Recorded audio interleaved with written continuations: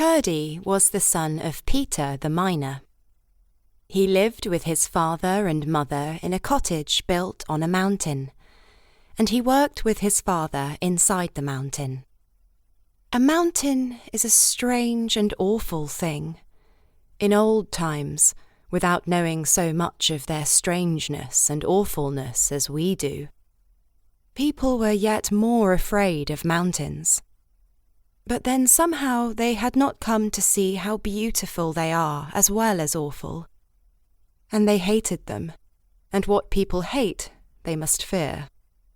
Now that we have learned to look at them with admiration, perhaps we do not always feel quite awe enough of them. To me, they are beautiful terrors. I will try to tell you what they are. They are portions of the heart of the earth that have escaped from the dungeon down below and rushed up and out.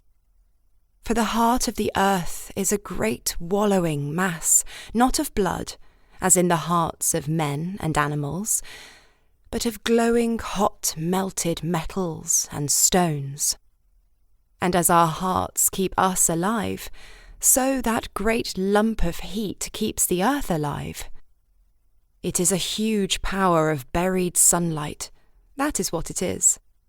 Now think, out of that cauldron, where all the bubbles would be as big as the Alps if it could get room for its boiling, certain bubbles have bubbled out and escaped, up and away, and there they stand in the cool, cold sky.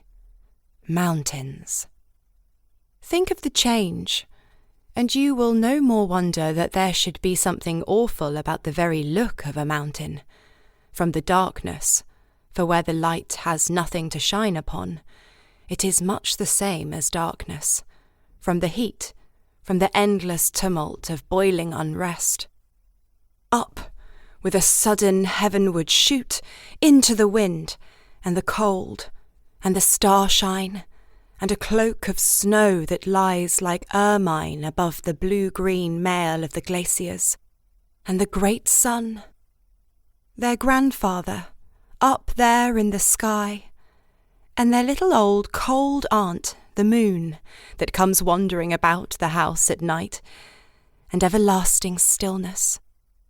Except for the wind that turns the rocks and caverns into a roaring organ for the young archangels that are studying how to let out the pent-up praises of their hearts, and the molten music of the streams, rushing ever from the bosoms of the glaciers fresh-born. Think, too, of the change in their own substance, no longer molten and soft, heaving and glowing, but hard and shining and cold. Think of the creatures scampering over and burrowing in it, and the birds building their nests upon it, and the trees growing out of its sides like hair to clothe it, and the lovely grass in the valleys, and the gracious flowers even at the very edge of its armour of ice, like the rich embroidery of the garment below, and the rivers galloping down the valleys in a tumult of white and green. And along with all these, think of the terrible precipices down which the traveller may fall and be lost, and the frightful gulfs of blue air cracked in the glaciers, and the dark, profound lakes, covered like little Arctic oceans, with floating lumps of ice. All this outside the mountain. But the inside, who shall tell what lies there?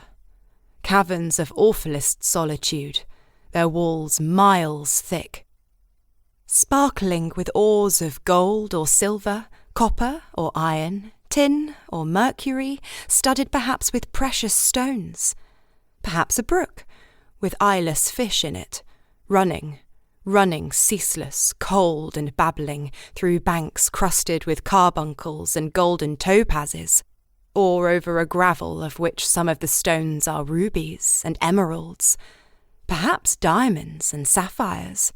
Who can tell? And whoever can't tell is free to think,